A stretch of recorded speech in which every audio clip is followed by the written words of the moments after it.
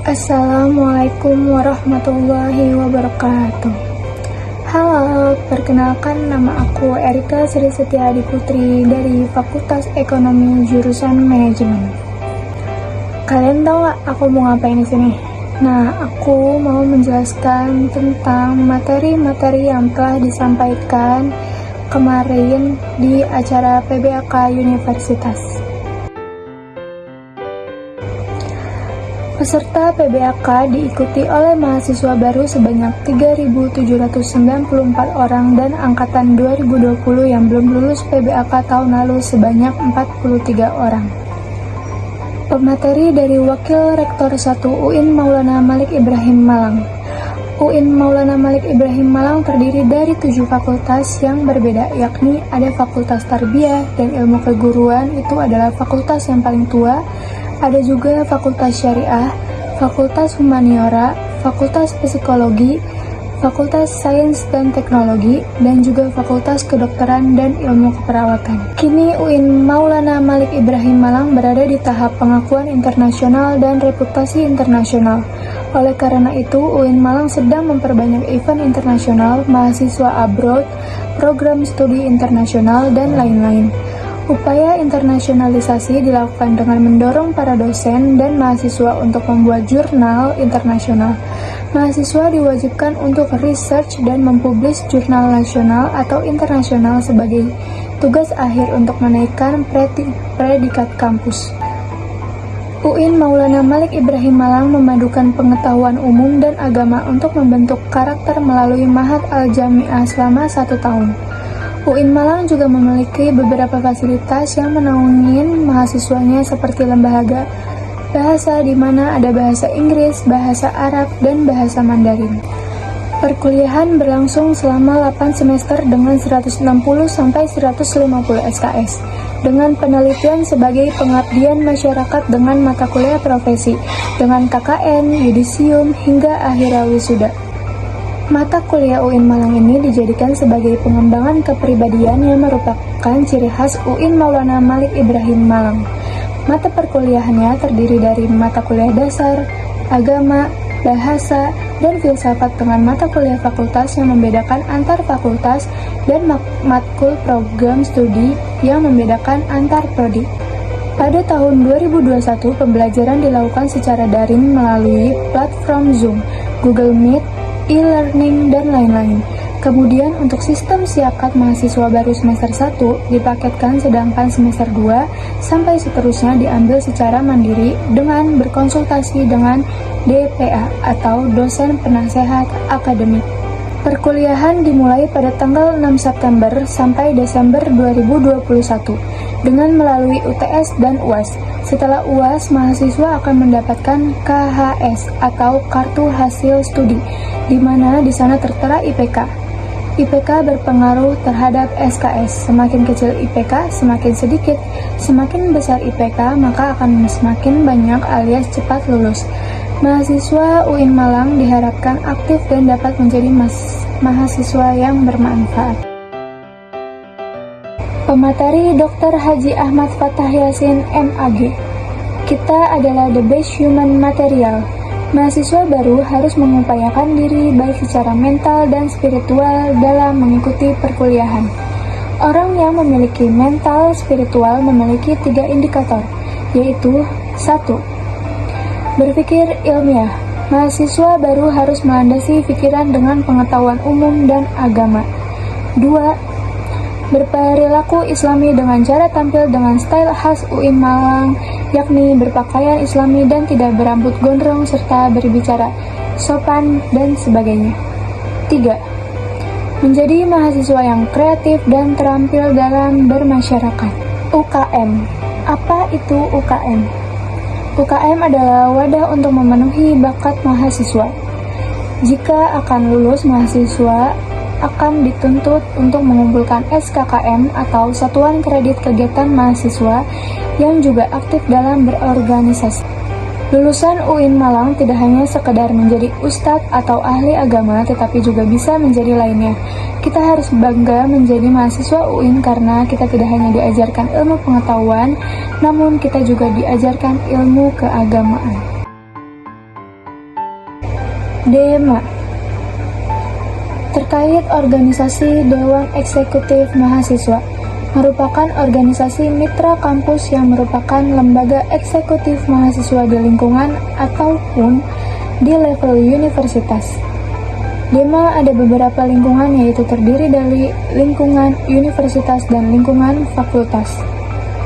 Setelah itu, turunannya untuk lembaga eksekutif ada himpunan mahasiswa jurusan. Fungsi DEMA Universitas adalah sebagai pelaksana program organisasi kemahasiswaan, yakni bahwasannya jika di kampus negeri yang di bawah naungan Kemendikbud itu menggunakan istilah namanya BEM atau Badan Eksekutif Mahasiswa dan memiliki fungsi sebagai pelaksana program organisasi kemahasiswaan dan sebagai lembaga yang mengkoordinasikan dan menginstruksikan pelaksanaan kegiatan kemahasiswaan di tingkat universitas. Adapun tugas dari DEMA yaitu melaksanakan program kerja organisasi yang sudah disepakati Senat Mahasiswa atau Senat Universitas, mengkomunikasikan dan menginformasikan kegiatan mahasiswa di tingkat universitas, melaksanakan koordinasi dan sinkronisasi kegiatan mahasiswa. SEMA Senat Mahasiswa adalah organisasi mahasiswa UIN Malang yang berperan sebagai lembaga legislatif, transformatif, kolaboratif, progresif, berdasarkan asas kebersamaan dan kekeluargaan, serta menjunjung tinggi profesionalitas. Ada 4 fungsi dari SEMA, yaitu advokasi, legislasi, pengawasan, dan penganggaran. Adapun juga tugas dari SEMA, yaitu mengawasi dan mengontrol DEMA-U, memberikan persetujuan setiap kegiatan yang akan dilaksanakan oleh DEMA-U, memberikan pengesahan setiap laporan pertanggungjawaban setelah selesai agenda tersebut, memfasilitas aspirasi mahasiswa UIN Malang dan menyalurkannya kepada pihak-pihak yang bersangkutan, mengawasi setiap kebijakan dan keputusan yang diambil oleh DEMA-U, merancang dan menetapkan peraturan organisasi UIN Malang, mengesahkan peraturan DEMA-U, menjadi mitra kerja DEMA-U dalam melaksanakan kebijakan organisasi kemahasiswaan. UKM 1. UKM Menwah. Apa itu Menwah? Organisasi bersejarah pembentukan Jenderal A.H. Nasution 1959 di Jawa Barat. Malawa dilatih di Kodam Siliwangi dan memiliki moto Widya Kastrena Dharma Sida adalah semboyan sistem mahasiswa Indonesia, memiliki arti penyemurtaan, pengabdian dengan ilmu pengetahuan dan keprajuritan. Adapun juga fungsi resimen mahasiswa, mewujudkan sikap bela negara di ranah mahasiswa, menciptakan kondisivitas kehidupan mahasiswa, dan lain-lain. 2. UKM Pramuka. Salah satu visinya yaitu mengamalkan nilai kode kehormatan dalam kehidupan sehari-hari. Program kerjanya yaitu Anjang Sana atau Kwarcat, Kwarda, dan Kwarnas. Perkemahan Wirakarya, tema alumni atau Family Gathering, Musyawarah, Pandega. Adapun tugasnya yaitu rapat kerja, rapat bulanan, rapat internal bidang, rapat anggota, rapat triwulan, welcome party, logbook, dan memo, dan lain-lain. 3. UKM PMI. Bergerak di bidang kemanusiaan, kekeluargaan, dan kemanfaatan. Lambang, burung Raja Wali. Program kerja pengurus inti. Rapat bulanan, kartu kendali, pengukuhan AK, Mustafa, XX, IX, Dies Natalis. 4. UKM GGB atau Gema Gita Bahasa. Mengurus pengembangan bakat di bidang suara, memiliki 8 prestasi minimal tingkat provinsi. GGB mempelajari ilmu musik seperti not angka, not balok, dan lain-lain, dan ilmu keorganisasian. 5. UKM SR atau Seni Religius, lembaga otonom yang memiliki jalur koordinatif yang bergerak dalam bidang seni Islami. Tujuan, membentuk kader Islami yang beriman dan taat kepada Allah Subhanahu wa Ta'ala dan memiliki jiwa pemimpin yang agamis. kritis, dinamis, kreatif, inovatif, serta menjunjung tinggi tridharma perguruan tinggi.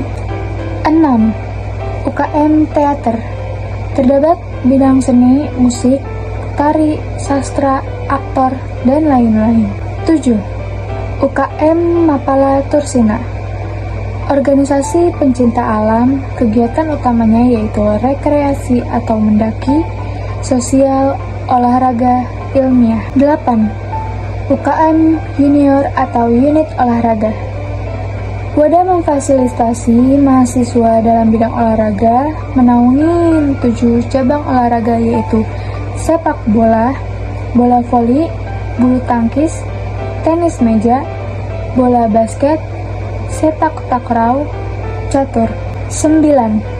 UKM Kopma Padang Bulan dibentuk 9 Maret tahun 2000 oleh Bapak Dr. Handes Haji Irfan SH MPD. Stafnya adalah usaha, public relation, personalia, big event yaitu Kopma Fair, Dikmen, Regional Jatim, Diksar. 10. UKM Komus atau Komunitas Studio 3 mempunyai 6 departemen. Spesifikasinya adalah player seperti vokal, gitar, bass, drum, keyboard, dan lain-lain, dan non-player seperti event organizer, sound engineering, MC, dan lain-lain. 11. UKM Taekwondo merupakan awal dari Renting Univ Brawijaya, didirikan pada tanggal 11 April 1995.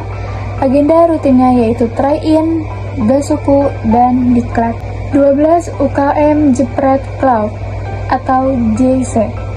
Klub fotografi yang tidak fokus hanya pada satu bidang, namun mempelajari di bidang videografi. 13. UKM Simfoni. Adapun program hariannya yaitu Simfoni Morning Show, Free Time, Fresh and Relax, Hai Indonesia, Mizan Muslim Zaman Now, Hello Campus, dan Freeline. Dan adapun program mingguannya yaitu Simfoni Weekend Show, Debak, Simfoni Shocker, Fresh Sunday, Top Chart, Soda, Diary Mami, English Day, dan Yaumul Arabi. 14.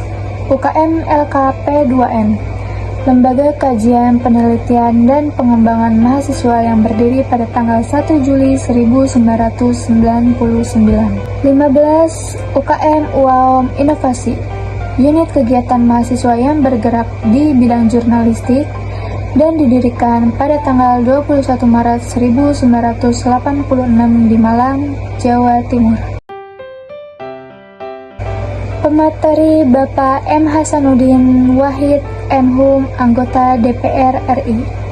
1. Dampak COVID-19 sektor ekonomi. Melemahnya daya beli, hilangnya pekerjaan. 2. Dampak COVID-19 sektor pendidikan. Putus sekolah, kekerasan pada anak, dan resiko eksternal penurunan capaian belajar. 3. Kebijakan di sektor pendidikan, bantuan kuota dan internet, bantuan subsidi upah, bantuan UKT, rumah sakit pendidikan, dukungan kepada relawan mahasiswa dan dosen. 4. 3 kekuatan pemuda dunia, kemajuan teknologi, agama, dan pasar. 5. Peran dan peluang UIN atau PTKIN. Arus utama pembangunan teknologi digital menjadi kekuatan sosio-teknopreneur. 6. Menjadi generasi unggul, keagungan moral dan spiritual, memiliki digital quotient dan peduli sosial. Sekian materi dari aku, kurang lebihnya mohon maaf kalau ada kata salah. Wassalamualaikum warahmatullahi wabarakatuh.